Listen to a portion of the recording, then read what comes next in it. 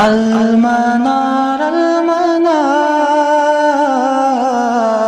المنار المنار المنار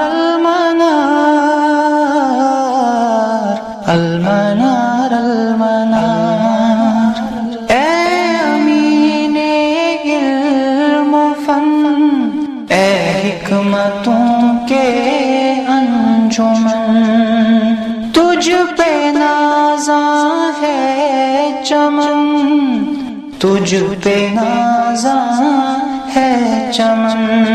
السلام علیکم ورحمۃ اللہ وبرکاتہ۔ الحمد للہ وکفی وسلام علی عبادہ الذین اصطفیٰ۔ آج 23واں درس ہے۔ گزشتہ دروس میں ہم نے بات کی حدیث کی ان اقسام پہ جو اپنے وصول کے اعتبار سے تقسیم کیے جاتے ہیں۔ تو میں نے کہا کہ اصل میں جو حدیث کا جو خاصہ ہے وہ یہی ہے کہ اس میں ترسیل ہوتی ہے ہر زمانے میں جس کو ہم طبقہ کہتے ہیں۔ ہر طبقہ میں ہر زمانے میں ایک متن کی ایک قول کی ترسیل ہوتی ہے، اور یہ ترسیل کا جو طریقہ ہے اسی کو ہم اینالائز کر رہے ہیں، اور یہ ذرائع جو ہے ترسیل کے، جو اس ٹرانسمیشن کے ذرائع ہے جن کو ہم روات کہتے ہیں، ان کی ہم تحقیق کرتے ہیں۔ تو تقسیم الخبر باعتبار وصول ہی الینا چل رہا تھا، تو ہم نے کہا کہ حدیث کی دو قسمیں ہیں، احاد اور متواتر۔ چونکہ کتاب ہمیں پہلے احاد پڑھانا چاہتی ہے تو اس لیے ہم ناظم کے ساتھ جائیں گے۔ ہم نے احاد پہ ہی پہلے گفتگو کی، اور ہم نے کہا کہ احاد کی تعریف ہی یہی ہے کہ اس میں تواتر کی شرطیں مکمل نہیں ہوتی۔ تو ہم نے کہا کہ تواتر اصلاً کس کو کہتے ہیں، یعنی عقل عامہ جو ہے، انسان کی عقل جو ہے وہ یہ نہیں مانتی کہ اتنی کثیر تعداد میں لوگ جو اس کو روایت کر رہے ہر زمانے میں وہ جھوٹ پہ جمع ہوئے ہوں گے۔ پھر ہم نے کہا کہ تقسیم جو ہے احاد کی وہ 3 مختلف قسموں میں ہے۔ ایک العزیز، اس چارٹ کو آپ غور سے دیکھ لیجئے۔ احاد کی 3 قسمیں ہیں، العزیز یہ جو ہم یہاں پر دکھا رہے ہیں، اور دوسرا المشہور، اور تیسرا الغریب۔ تو احاد کی یہ اقسام ہے 3 قسمیں، کیونکہ ہم آج کے درس میں کچھ اور کہنے جا رہے ہیں اس حوالے سے۔ تو احاد کی 3 قسمیں ہیں، العزیز، المشہور، الغریب۔ تو ہمارا جو شعر ہے گزشتہ ہفتے، اس میں ہم نے پہلا مصرع پڑھا تھا جس کو ہم نے حل کیا، عزیز و مروی اثنین او ثلاثہ، کہ عزیز جو ہے وہ مروی ہوتا ہے 2 راویوں کے ذریعے سے یا 3 راویوں کے ذریعے سے۔ تو اسی پہ ہم نے عزیز جو پہلی قسم ہے اس پہ بات کی۔ ہم نے کہا کہ عزیز جو ہے اس کی 2 تعریفات ہم نے پڑھی، ایک وہ جو ہمارے ناظم کے یہاں ہے، ناظم جس چیز کو عزیز کہنا چاہتے ہیں، تو ہمارا ناظم جو کہہ رہا ہے وہ اصل میں ابن مندہ کا مسلک ہے۔ اسی بنیاد پر وہ کہہ رہا ہے کہ ما رواہ اثنان عن اثنین، یہ وہ حدیث ہے عزیز جس کو روایت کرے دو راویوں سے الی آخر ہی، اپنے آخر تک۔ تو او ما رواہ ثلاثہ عن ثلاثہ الی آخری، یا 3 روایت کرے 3 تک۔ تو ہم نے کہا کہ یہ عزیز کی ایسی تعریف ہے جو جمہور سے، جو آج کے دور میں جو ہم ابن حجر العسقلانی رحمہ اللہ کے بعد جو دیکھ رہے ہیں اس سے مختلف ہے، کیونکہ ابن حجر العسقلانی یہ کہتے ہیں کہ جس کی تعداد روات ہر طبقے میں 2 سے نیچے نہیں جانی چاہیے، نہ 2 سے نیچے اور نہ 2 سے اوپر۔ تو 2 اس میں کم سے کم تعداد ہونی چاہیے روات کی ہر زمانے میں، ہر طبقے میں۔ تو ہم نے کہا کہ قاعدہ یہی ہے، نام جو دیا جائے گا وہ کم روات کی بنیاد پر دیا جائے گا۔ العبرۃ لاقل طبقہ من طبقات السند، جو کم سے کم تعداد ہوگی طبقات سند میں کسی طبقے میں، اسی کے مطابق نام دیا جاتا ہے۔ اگر ایک طبقے میں 2 ہی راوی ہے اور دوسرے طبقے میں سینکڑوں راوی ہے تو اس سے کوئی فرق پڑنے والا نہیں ہے، کم از کم تو 2 ہے، اور ہم 2 کی بنیاد پر اس حدیث کو عزیز کہیں گے۔ پھر ہم نے کہا کہ ابن حجر عسقلانی کا بھی یہی مسلک تھا، وَهُوَ أَلَّا يَرْوِيَهُ اقل من اثنین عن اثنین، یہ وہ حدیث ہوتی ہے کہ روایت نہیں کرتے ہوں اس کو کم 2 سے، 2 سے ایسے ہی سند چلے گی۔ تو پھر ہم نے کہا کہ یہ صحیح کے لیے شرط نہیں، کیونکہ صحیح کی جو 5 بنیادی شرطیں ہیں اس میں قطعاً یہ چیز شامل نہیں ہے کہ صحیح کے لیے عزیز ہونا ضروری ہے۔ پھر ہم نے مثال دی، اور مثال میں ہم نے سمجھایا کہ کس طرح ایک حدیث جو ہے مختلف اسناد سے آ کر، حضرت انس سے آ کر اور حضرت ابو ہریرہ سے آ کر یہ حدیث عزیز کے درجے میں آ جاتی ہے۔ آج ہم آگے چلیں گے، ہماری دوسری قسم جو ہے وہ المشہور ہے۔ المشہور جو ہے یہ ہمارے ناظم کا جو شعر ہے، جس کو ہم نے گزشتہ ہفتے بھی پڑھا تھا، اس کا دوسرا مصرع ہے۔ پہلے ہم نے پڑھا تھا عزیز و مروی اثنین او ثلاثہ، عزیز جو ہے وہ مروی ہوتا ہے 2 یا 3 سے، مشہور مروی فوق ما ثلاثہ، اور مشہور جو ہے وہ مروی ہوتا ہے فوق ما ثلاثہ، جو 3 سے زیادہ ہو، 3 سے زیادہ 4 ہوتا ہے۔ تو آج یہ مصرع ہمیں پڑھنا ہے، مشہور، اصل میں یہ مشہورن ہے۔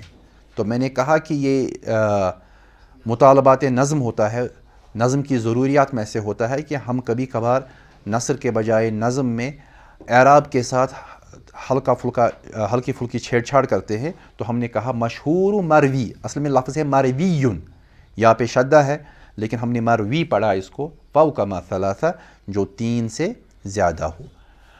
تو مشہور جو ہے لغوی اعتبار سے اسم مفعول لفعل شہرہ، شہرہ سے اس میں مفعول ہے، شہرہ اس کا مصدر بنے گا، اور اس کے معنی کیا ہے؟ الانتشار والظہور، انتشار کسی چیز کا پھیلنا۔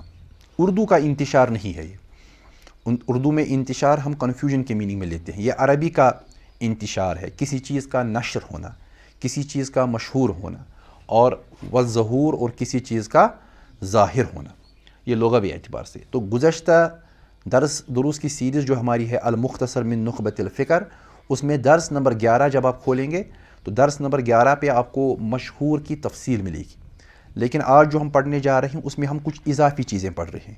کیوں اضافی چیزیں پڑھ رہے ہیں؟ کیونکہ آگے جا کر جو ہمیں متجددین کی باتیں پڑھنی ہیں، ان کے جو اعتراضات پڑھنے ہیں، یا اس کے علاوہ بھی مستشرقین نے جو اعتراضات کیے ہیں، یا کچھ بالکل جو گمراہ لوگ تھے جنہوں نے حدیث پہ اعتراضات کیے ہیں، اس فیلڈ میں زیادہ ہے۔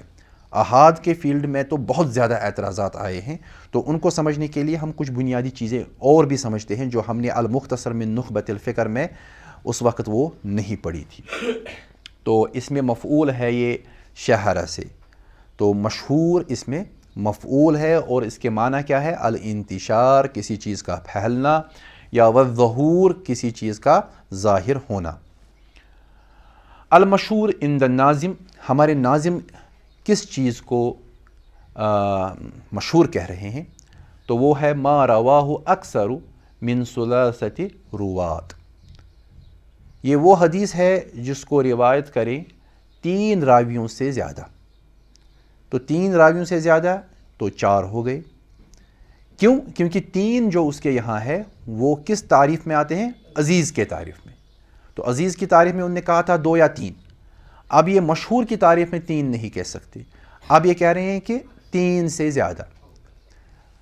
تو 3 سے زیادہ 4، دوبارہ میں یہ کہہ رہا ہوں، وہ ہوا اختار الامام محمد ابن اسحاق ابن مندہ، یہ ابن مندہ جن کا انتقال 395 ہجری میں ہوا، 4 صدی ہجری کے اختتام پر، یہ ان کا مسلک ہے۔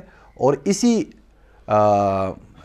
اعتبار سے ہمارے ناظم جو ہے امام بائقونی، وہ بھی کہہ رہے ہیں کہ حدیث مشہور وہ حدیث ہے، مشہور مروی فوق ما ثلاثہ، مشہور وہ حدیث ہے جو 3 سے زیادہ جس کے راوی ہر زمانے میں ہو، یعنی 3 سے زیادہ۔ تو اس کا مطلب یہ ہے کہ وہ حد تواتر کو بھی نہیں پہنچتا، کیونکہ اگر حد تواتر کو پہنچ گیا تو ہم حدیث کو متواتر کہیں گے۔ احاد میں رکھنے کے لیے لازم ہے کہ 3 سے زیادہ، 4 5، تو اس طرح سے اگر آ جائے تو ہم اس کو حدیث مشہور کہیں گے۔ المشہور عند المتأخرین، تو متأخرین کے یہاں ابن حجر العسقلانی رحمہ اللہ نے جو تعریف کی ہے، تو اگر ہم اس کو دیکھیں یا اس کے بعد جو علماء آئے ان کے یہاں کیا مراد ہے حدیث مشہور سے، ہوا ما رواہ ثلاثۃ فاکثر، یہ وہ حدیث ہے جس کو روایت کرے 3 راوی یا 3 سے زیادہ، فی کل طبقۃ، ہر ایک طبقے میں، یعنی ہر زمانے میں، صحابہ کے زمانے میں، تابعین کے زمانے میں، تبع تابعین کے زمانے میں، جس کو ہم طبقہ کہتے ہیں، بیچ کہتے ہیں، تو طبقہ میں، ہر طبقے میں اس کی روات کی تعداد 3 یا 3 سے زیادہ، 3 سے نیچے نہیں جانی چاہیے، کیونکہ متأخرین کے یہاں جب آپ 3 سے نیچے جائیں گے تو 2 ہوگا، تو 2 ان کے یہاں عزیز میں آتا ہے، تو ہر طبقے میں روات کی تعداد 3 سے زیادہ ہو، ما لم یبلغ حد التواتر، لیکن حیثیت کس حیثیت سے؟ اگر 3 سے زیادہ ہم کہہ رہے ہیں،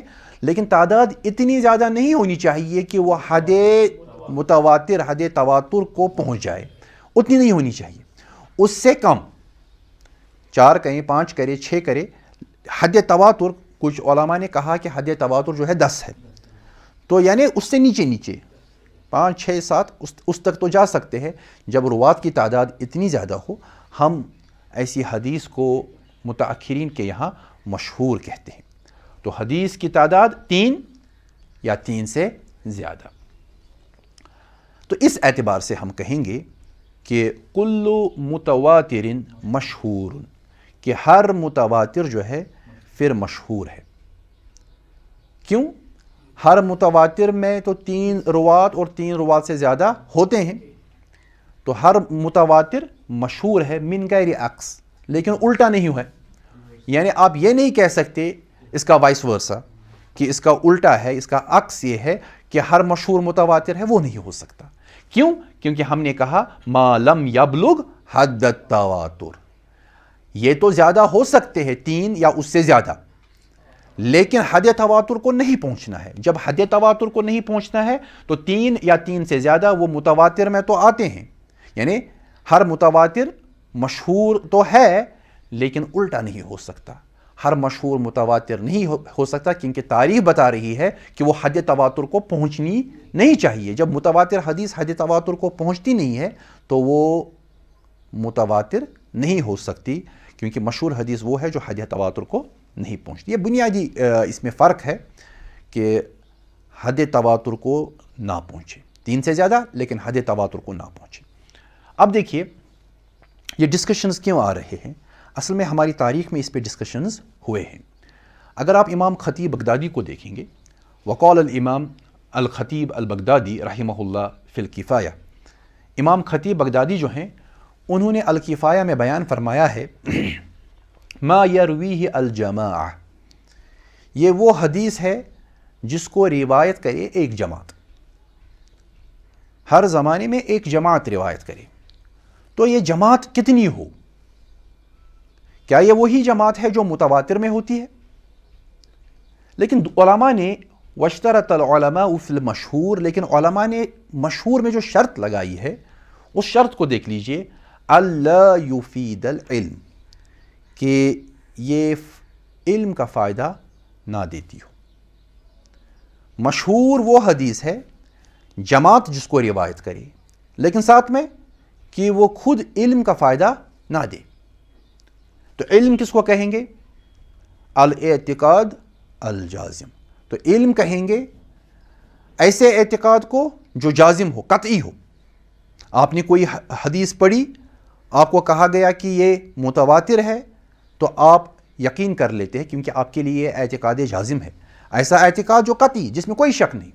قرآن کی کوئی آیت پڑھی، آپ کو مزید اس میں تحقیق کرنے کی ضرورت نہیں ہے، قرآن کہتا ہے اللہ نور السماوات والارض، تو آپ نے کہا کہ بالکل قرآن کہتا ہے، اس میں کوئی سوچنے یا کوئی تأمل کرنے کی ضرورت، کیونکہ علم حاصل ہوتا ہے، اور یہ علم کیا ہوتا ہے؟ اعتقاد قطعی، یہ علم ہوتا ہے الاعتقاد الجازم، قطعی اعتقاد جس پہ آدمی کو بھروسہ ہو، یہ کوئی گیس ورک نہیں ہوتا، ہے یا نہیں ہے کا معاملہ وہاں پر نہیں ہے جب آپ علم کی بات کرتے ہیں۔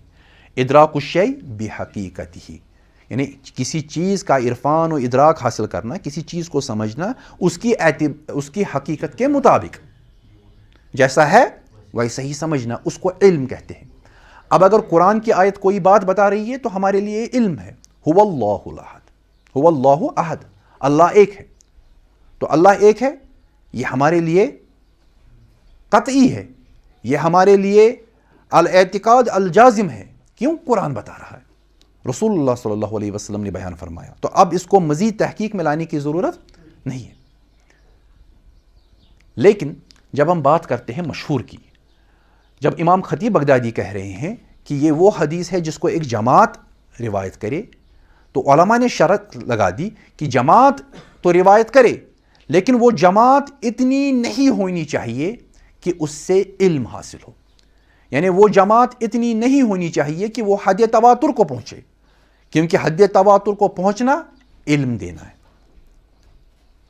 یعنی بالفاظ دیگر کہ اگر آپ کے پاس کوئی مشہور حدیث آ جائے، اور مشہور حدیث جب آپ کے پاس آ جاتی ہے، آپ اس کو دیکھتے ہیں، تو آپ یہ کہتے ہیں کہ یہ حدیث ہم سے ہر زمانے میں 3 یا 3 سے زیادہ روات کی بنیاد پر آئی ہے، حد تواتر کو نہیں پہنچی ہے. ہمیں مزید تحقیق کرنا ہے، آیا یہ حدیث صحیح ہے یا صحیح نہیں ہے. اگر صحیح ہے تو علم حاصل ہوگا، اگر صحیح نہیں ہے تو علم حاصل نہیں ہوگا. یعنی بالفاظ دیگر ہم یہ کہتے ہیں کہ جب تک نہ ٹرانسمیشن کے ساتھ دوسرے قرینے ملے ہوں، تب تک کوئی بھی مشہور حدیث علم نہیں دیتی. کو حدیث مشہور تب علم دیتی ہے جب اس کے ساتھ وہ قرینے ملے ہو جو آپ کو ثابت کرے کہ جو لوگ اس حدیث کو لیے ہوئے تھے، کیونکہ 3 لوگ جمع ہو سکتے ہیں، وہ غلطی کر سکتے ہیں، کیونکہ 3 لوگوں پر آپ اعتبار تب کریں گے جب آپ یہ تحقیق کریں گے کہ آیا یہ 3 لوگ سچے تھے یا یہ 3 لوگ جھوٹے تھے. اگر جھوٹے تھے تو ان کی بات قبول نہیں کی جائے گی، اگر سچے ہیں تو ان کی بات قبول کی جائے گی. وہ ایک ہی کیوں نہ ہو، ایک ہی شخص اگر بات کہے لیکن سچا ہے، اس کی بات قبول کی جائے گی. اور اگر 3 لوگ جھوٹے ہیں تو ان کی بات قبول نہیں کی جائے گی. تو یہی معاملہ ہے کہ علم کا فائدہ تب ہوتا ہے جب ہم روات کی تحقیق کریں. محض سچا ہونا کافی نہیں ہے، ساتھ میں یہ بھی دیکھنا ہے کیا وہ ایک دوسرے سے ملے تھے، ساتھ میں یہ بھی دیکھنا ہے کہیں شذوذ تو نہیں، ساتھ میں یہ بھی دیکھنا ہے کوئی پوشیدہ علت تو نہیں. یہ سب چیزیں جب آپ زیر نظر رکھیں گے تو یہ مختلف قرینے ہیں جو اس ترسیل کو سپورٹ کر رہی ہے.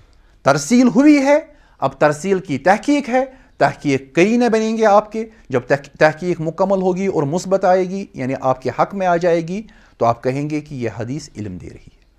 اگر نہیں تو علم نہیں دے رہی ہے. قرآن کی آیتیں جو ہیں ان کی ترسیل متواتر ہو رہی ہے تو وہ علم دے رہی ہے.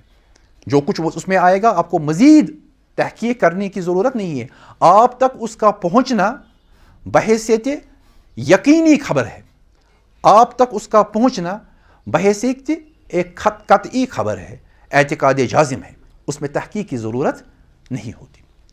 تو بنیادی بات جو یہاں پر سمجھنی ہے وہ یہ ہے کہ جیسا کہ اس سے پہلے بھی ہم نے کہا کہ ہر متواتر جو ہے وہ مشہور ہوتی ہے، اس کو روایت کرنے والی ایک جماعت ہوتی ہے. مشہور کو روایت کرنے والی ایک جماعت ہوتی ہے، لیکن شرط یہ ہے کہ یہ جماعت اس تعداد میں نہیں ہونی چاہیے جس تعداد میں وہ علم دے. تو اس کے لیے پھر دوسرا پروسیس شروع کرنا پڑتا ہے، وہ نظری ہوتا ہے، بحث کا ہوتا ہے، تحقیق کا ہوتا ہے، جہاں پر ہم مختلف قرائن کو دیکھ کر یہ ثابت کرتے ہیں کہ جو خبر ہم تک پہنچی ہے ایک کم تعداد میں، روات کی کم تعداد میں، تو ہم اس کو یا تو صحیح قرار دیں گے جو علم دے گی، یا غیر صحیح قرار دیں گے جو علم نہیں دیتی ہے. اب آگے جائیے. الشہرہ، شہرت جو ہے، مشہور ہونا جو ہے، یہ نوعان، 2 قسموں کا ہوتا ہے. حدیث میں شہرت جو ہے وہ 2 قسموں کی ہوتی ہے. الاصطلاحیہ، ایک شہرت ایسی ہوتی ہے جس کو ہم اصطلاحی شہرت کہتے ہیں. اصطلاحی شہرت وہ شہرت جو فن کے مطابق ہو، اور دوسری غیر الاصطلاحیہ. الشہرہ غیر اصطلاحیہ، وہ شہرہ جو غیر اصطلاحی ہو. تو دونوں قسم کی شہرتیں ہوتی ہیں، اصطلاحی بھی اور غیر اصطلاحی بھی. اور جو غیر اصطلاحی شہرت ہے اس کو ہمیں سمجھنا ہے، کیونکہ جو اصطلاحی شہرت ہے وہ میں نے بتا دی کہ اصطلاح میں آپ مشہور کس کو کہتے ہیں. دونوں مسلک میں نے بتا دیے. ناظم امام بیکونی کا مسلک بھی بتا دیا اور امام ابن حجر یا ان کے بعد جو دوسرے علماء آئے ان کا بھی مسلک بیان کیا. وہ اصطلاحی ہے. اب جو غیر اصطلاحی شہرت ہے اس میں بھی دو قسمیں ہیں. ایک ما اشتہر عند العامہ، ایک وہ غیر اصطلاحی صورت ہے کسی حدیث کی جو عوام کے پاس مشہور ہو. حدیث عوام میں بھی مشہور ہوتی ہے تو ان کو ہم کہتے ہیں کہ ایسی عام حدیثیں جو عوام میں مشہور ہوتی ہے فلا حکم لہ، تو ان کا کوئی حکم نہیں ہے. ان پہ کیا حکم لگائیں گے جو عوام میں شہرت کرتی ہے، جو عوام میں گردش کرتی ہے، کیونکہ یہ غیر اصطلاحی ہوتی ہے. یہ وہ مشہور نہیں ہے جس میں ہم روات کو گنتے ہیں. ہر زمانے میں روات کو جس میں گنا جائے گا وہ تو مشہور ہے لیکن اصطلاحی. غیر اصطلاحی میں روات کا اعتبار نہیں ہوتا، تو اس میں عوام میں جو گھومتی ہے احادیث یا عوام میں جو مشہور ہوتی ہیں ان پہ کوئی حکم نہیں. اور دوسری قسم جو اس کی ہے غیر اصطلاحی کی وہ ہے ما اشتہر عند اہل العلم.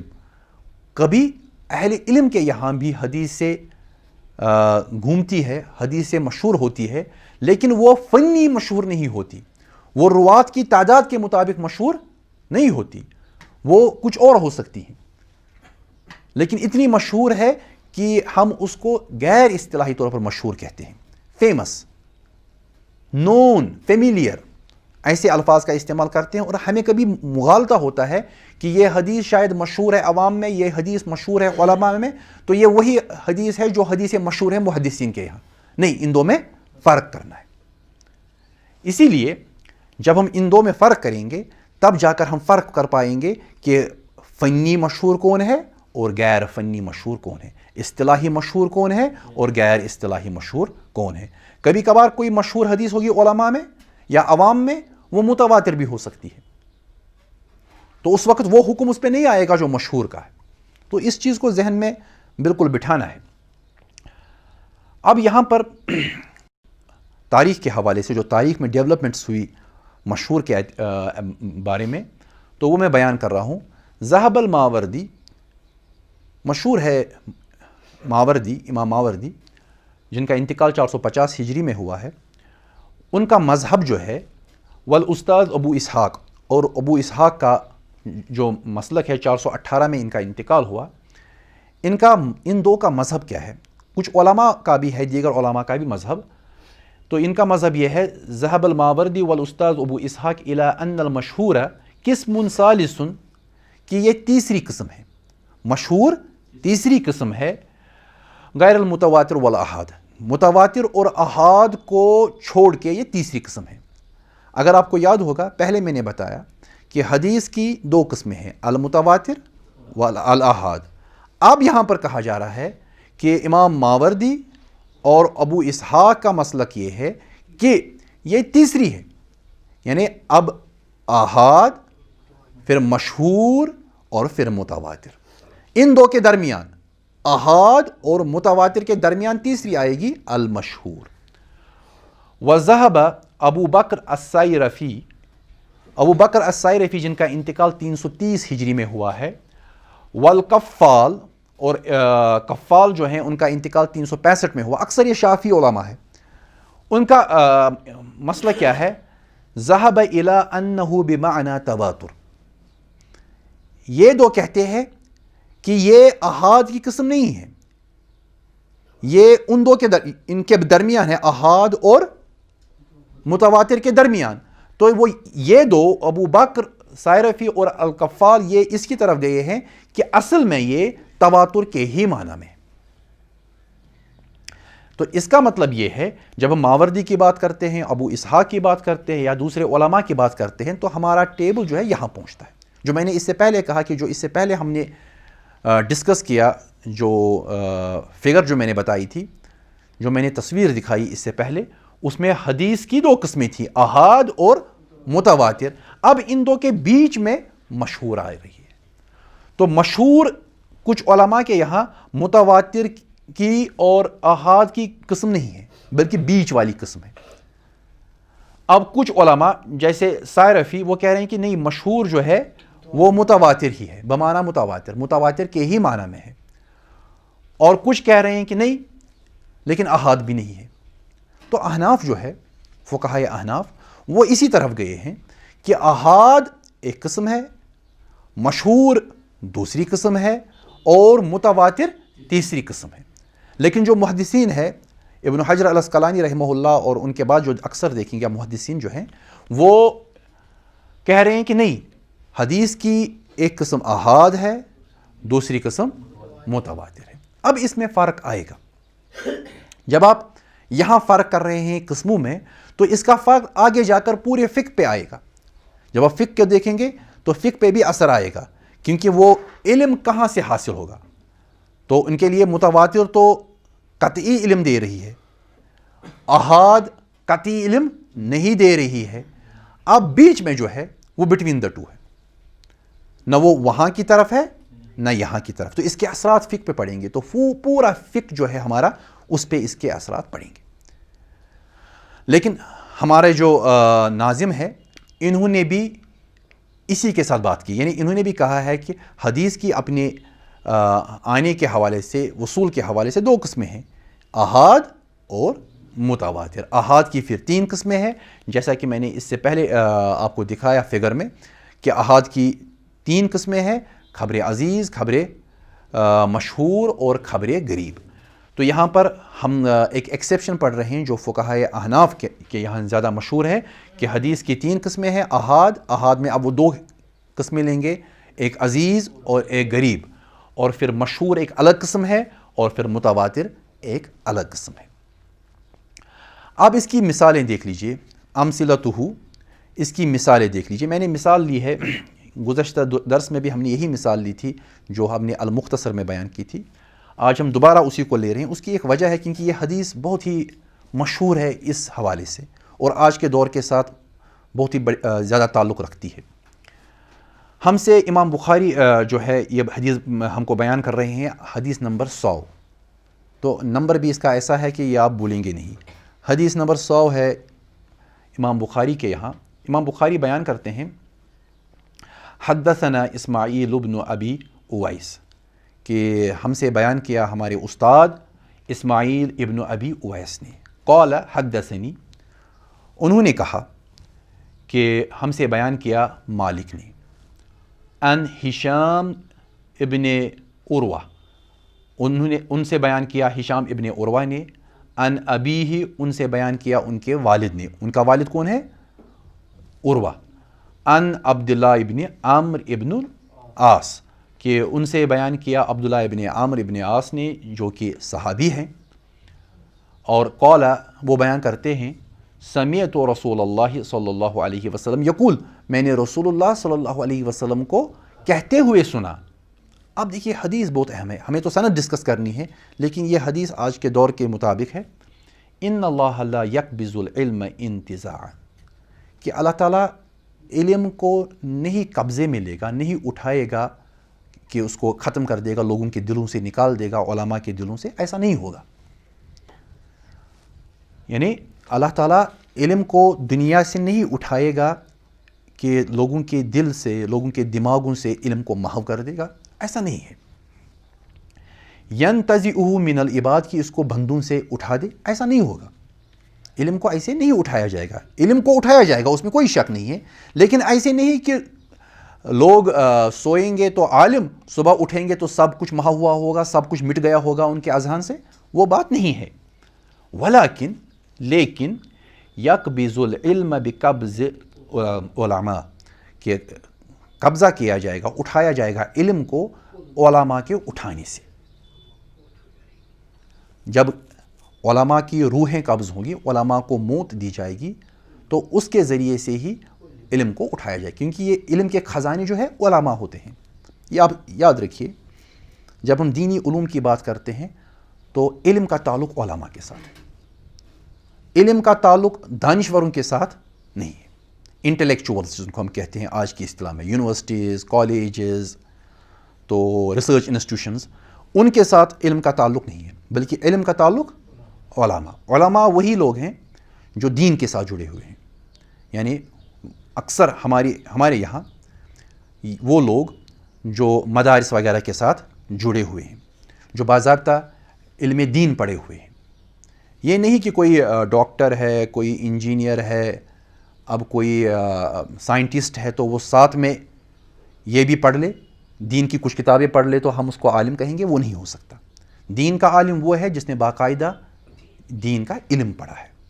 ہمارے یہاں تو ایسے لوگ ملیں گے آپ کو جن نے فتنے قائم کیے، اصل میں اب وہ آئے ہیں کسی اور سبجیکٹ سے۔ ایک مشہور نام ہے جس نے بہت بڑا فتنہ حدیث کی دنیا میں اٹھایا، وہ راشد خلیفہ ہے، بائیو کیمسٹری سے تعلق رکھتے تھے، تو پھر حدیث پڑھنا شروع کیا تو مختلف عجوبات سامنے لائے اور اتنی تیز زبان حدیث کے خلاف استعمال کی کہ آپ کو امت میں کوئی ایسا تیز زبان والا شخص نہیں ملے گا جس نے حدیث پہ الزام تراشی کی۔ تو انشاءاللہ ہم اس کو لیں گے، آگے جا کر ہم اس کو پڑھنے جا رہے ہیں جب ہم بات کریں گے حدیث کا نقد اور حدیث کا انکار کرنے والے لوگوں کا۔ دوبارہ ہمیں کریں، کیونکہ اس سے پہلے ہم نے جو کچھ پڑھا وہ سنت کے اعتبار سے تھا، حدیث ہم نے ابھی نہیں لی، اب ہم حدیث کو لیں گے۔ پہلے سنت کو لیا، اب ہم حدیث کو لیں گے۔ راشد خلیفہ ہے، یہ وہی شخص ہے جس نے پہلی دفعہ کہا تھا کہ اصل میں سنت وہی ہے جو ابراہیم علیہ نبینا علیہ الصلوۃ والسلام سے آئے۔ تو وہی جو جاوید گامدی کہہ رہے ہیں، اکثر آپ دیکھیں گے جاوید گامدی کے یہاں اس کا اثر آپ کو ملے گا۔ کئی لوگوں نے ایسی باتیں کی، تو جناب جاوید گامدی جو کہہ رہے ہیں کہ اصل میں سنت وہ ہے جو حضرت ابراہیم سے چلا آ رہا ہے، سنت حدیث سے نہیں آ رہی ہے، تو یہ وہی بات ہے جو راشد خلیفہ نے کہی تھی۔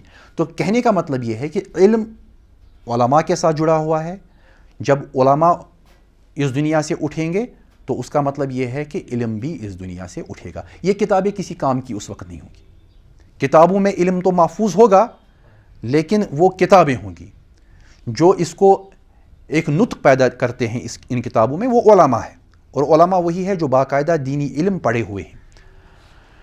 وَلَكِنْ يَقْبِضُ الْعِلْمَ بِقَبْضِ الْعُلَمَاءِ، لیکن علم کو اٹھایا جائے گا علماء کو اٹھانے سے، ان کو قبض کیا جائے گا، ان کی روحیں نکالی جائیں گی۔ حَتَّى إِذَا لَمْ يُبْقِ عَالِمًا، حالت یہاں تک پہنچے گی کہ کوئی عالم دنیا میں نہیں ہوگا، علاقوں میں کوئی عالم نہیں رہے گا، دنیا کے مختلف حصوں میں کوئی عالم نہیں رہے گا۔ اتخذ الناس رؤوسا جہالا فسئلوا، تو پھر کیا کریں گے لوگوں کو مسائل درپیش آئیں گے تو وہ جہلا کو اپنے رئیس بنائیں گے اور ان سے پوچھیں گے، پوچھنا تو نہیں رکے گا، وہ ان سے پوچھیں گے۔ فَأَفْتَوْا بِغَيْرِ عِلْمٍ، پس وہ جہلا جو ہے فتویٰ دیں گے، رائے دیں گے کسی علم کے بغیر، علم تو ہوگا نہیں ان کے پاس، علماء تو ہوں گے نہیں جو ٹوکیں گے۔ آج کے دور کی حالت یہی ہے، ہمارا جو سوشل میڈیا ہے بالکل اسی حالت پہ جا رہا ہے۔ اگر عالم بھی سوشل میڈیا پہ آ جاتا ہے تو وہ بھی جاہل بن جاتا ہے۔ فَأَفْتَوْا، پس وہ فتویٰ دیں گے ان لوگوں کو جو ان سے پوچھیں گے، بِغَيْرِ عِلْمٍ، علم کے بغیر۔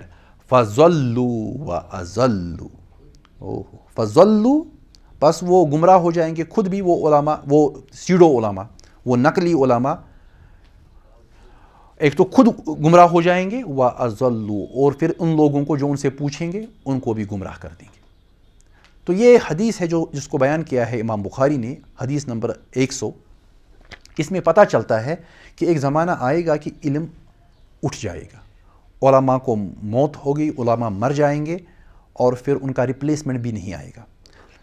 پھر اللہ تعالیٰ جہلا کو سامنے لائے گا، کیونکہ جہلا جب سامنے آ جائیں گے تو وہ ایسی باتیں کریں گے جو ان کے دل میں آتی ہوں گی، اپنے ظن کے مطابق بات کریں گے، خود بھی گمراہ ہو جائیں گے اور لوگوں کو بھی گمراہ کریں گے۔ تو یہاں اس حدیث کو آپ دیکھ لیجئے، ہمارا جو اس میں پہلا راوی ہے جو اصل سند میں ہے، جو صحابی ہے، وہ عبداللہ ابن عمر ہے، عمر ابن العاص، اس کو اکثر لوگ عمرو پڑھتے ہیں، تو یہ عمر ہے، عمر، یہ واو ہمیں بتا رہا ہے کہ یہ عمر نہیں عمر ہے۔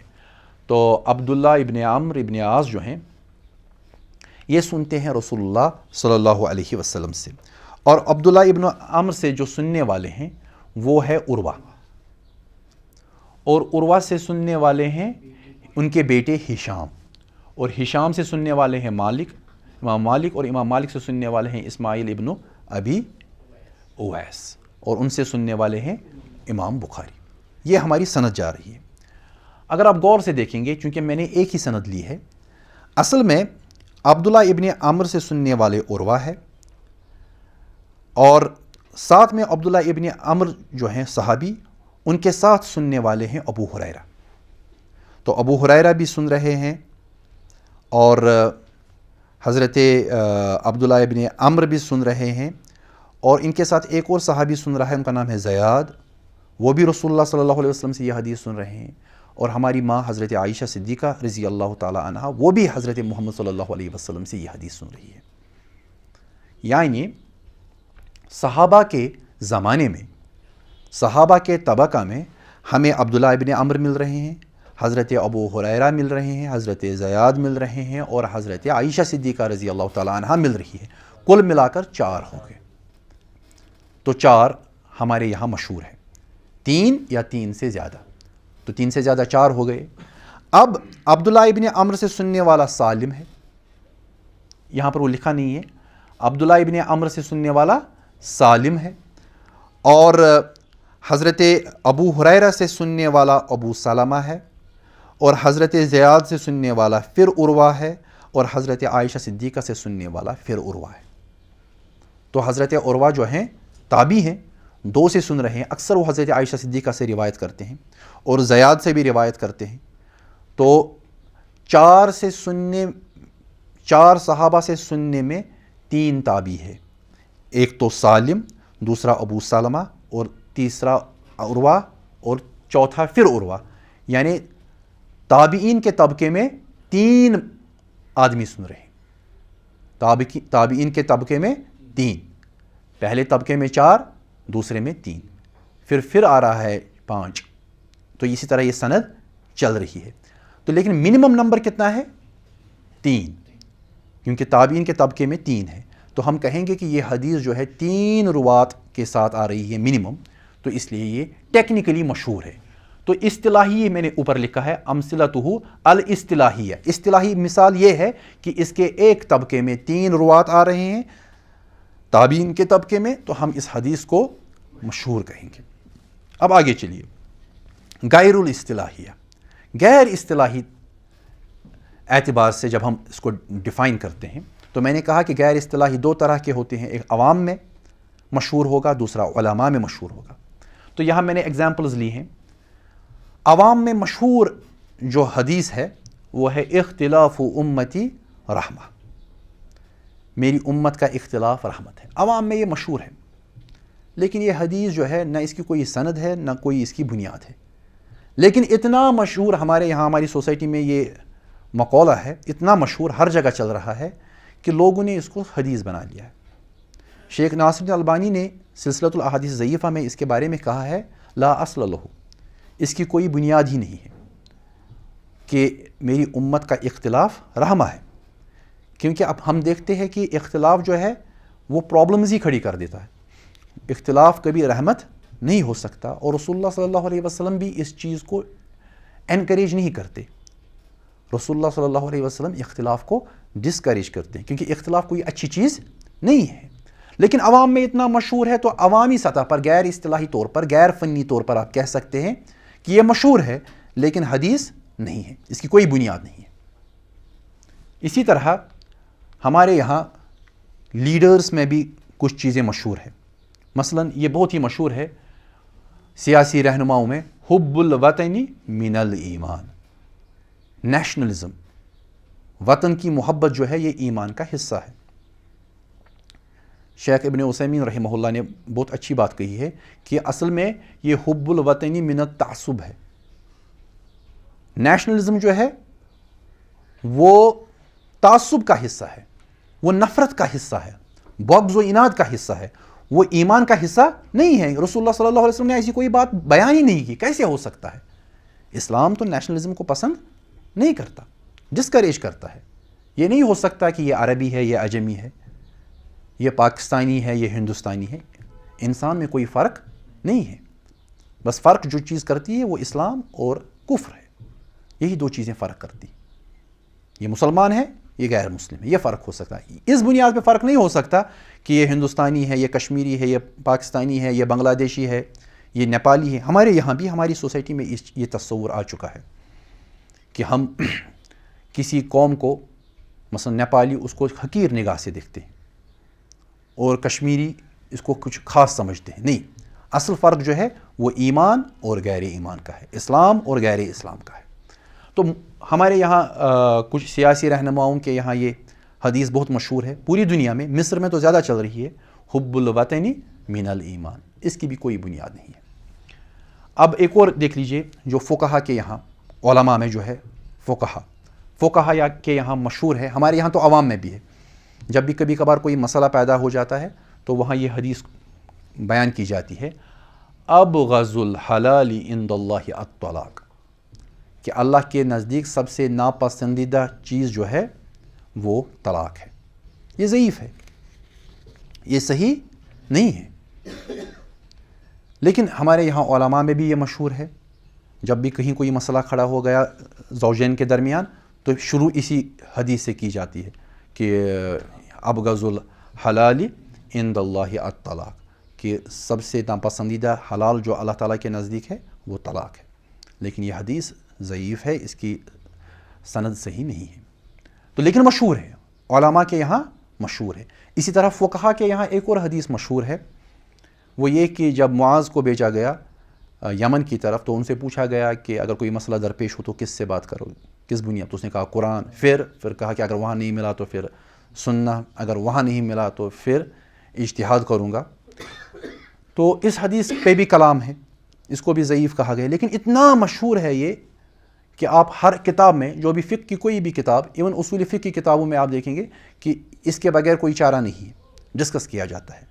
تو کہنے کا مطلب یہ ہے کہ یہ حدیثیں علماء کے طبقے میں تو مشہور ہیں، لیکن مشہور ہونے کا مطلب یہ نہیں ہے کہ ہم ان کو وہ مشہور سمجھ لیں جو اصطلاحی مشہور ہے. تو یہ اصطلاحی مشہور نہیں ہے. اس کے ساتھ ہی مشہور کے ساتھ ملتی جلتی ایک اور قسم آ رہی ہے، اگرچہ ہمارے ناظم نے اس کو بیان نہیں کیا ہے، لیکن اکثر کتابوں میں آپ دیکھیں گے المستفیض. مستفیض کچھ محدثین کہتے ہیں ہوا مرادف للمشہور، کہ یہ مشہور کا ہی سینونیم ہے. جو مشہور کی تعریف ہے وہی مستفیض کی. یعنی اگر آپ امام بائقونی سے پوچھیں گے تو وہی کہ جس میں 3 سے اوپر روات ہے تو وہ اس کو مستفیض بھی کہیں گے، اسی کو مشہور بھی کہیں گے. لیکن کچھ کہہ رہے ہیں کہ نہیں، یہ بات نہیں ہے، یہ وہ ہے ان یستوی طرفا اسنادی، یہ وہ ہے جس میں سند کے دونوں اطراف ایک جیسے ہوں، برابر ہوں. یعنی کچھ علماء کا کہنا ہے، فقہا کا کہنا ہے، وہ کہتے ہیں کہ مستفیض اس کو کہیں گے جس کے ہر ایک طبقے میں روات کی تعداد ایک جیسی ہو، 3 3 3 3 اوپر سے نیچے تک، یا 4 4 4 4. بہرحال یہ ایک تکلف ہے جو ہم علماء کے یہاں دیکھتے ہیں.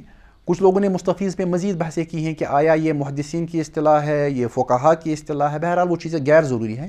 یہ سمجھ لیجئے آپ کہ اس اصطلاح کو غالباً امام مسلم نے بھی اپنے مقدمے میں مستفیض کی اصطلاح استعمال کی ہے، اور وہ محدث ہیں تو محدثین نے اس کا استعمال کیا ہے مستفیض کی. لیکن یہ سمجھ لیجئے آپ کہ ہر مستفیض جو ہے وہ مشہور ہوتی ہے، ہر مستفیض مشہور ہی ہوتی ہے. تو وہ زیادہ آسان ہے ہمیں یاد رکھنے کے لیے. حکم کیا ہے مشہور کا؟ حکم ہو کیا حکم کا مشہور کا حکم کیا ہے؟ اس سے پہلے ہم نے عزیز پڑھی. عزیز مشہور سے کم درجہ ہے. مشہور میں 3 یا 3 سے زیادہ، عزیز میں 2 ہی ہے. تو عزیز مشہور سے کم اور مشہور عزیز سے زیادہ. اب دیکھیں مشہور کا حکم کیا ہے، وہی حکم آپ عزیز پہ بھی لگا سکتے ہیں. حکمہ لا یلزم من الشہرت، شہرت سے صحت لازم نہیں آتی. اگر کوئی حدیث مشہور ہے تو اس کا قطعاً یہ مطلب نہیں ہے کہ حدیث صحیح بھی ہے. صحیح ہونے کے لیے وہی 5 شرطیں ہیں جو ہم نے اس سے پہلے صحیح کے باب میں پڑھی تھی. تو شہرت جو ہے، شہرت اس حدیث کے استعمال کے اعتبار سے ہو سکتی ہے، ہم تک پہنچنے کے اعتبار سے ہو سکتی ہے. شہرت کا قطعاً مطلب یہ نہیں ہے کوئی حدیث کسی قوم میں مشہور ہے یا کسی طبقے میں مشہور ہے، علماء فقہا میں مشہور ہے، اس کا قطعاً یہ مطلب نہیں ہے کہ یہ حدیث مشہور ہے تو صحیح ہے. صحیح ہونے کے لیے 5 شرطیں لازم ہیں. تو کتنا بھی زبان زد کوئی قول کیوں نہ ہو، وہ حدیث نہیں بن سکتا. اگر حدیث ہے، اگر منسوب ہے رسول اللہ صلی اللہ علیہ وسلم کی طرف، تو محض منسوب ہونے اور شہرت ہونے کی وجہ سے ہم یہ نہیں کہہ سکتے ہیں کہ یہ صحیح ہے، یعنی یہ حقیقتاً سیدنا محمد مصطفیٰ صلی اللہ علیہ وسلم سے ہی آیا ہے، جب تک نہ وہ نسبت ثابت ہو جائے۔ تو جب تک نہ ہم دوسرے قرینوں کو دیکھیں، تحقیق کریں، وہ 5 شرطیں ہم مکمل ثابت نہ کریں، تب تک ہم کسی حدیث کو صحیح کے درجے میں نہیں لا سکتے ہیں۔ بات کو یہیں پر مکمل کرتے ہیں۔ وآخر دعوانا ان الحمد للہ رب العالمین۔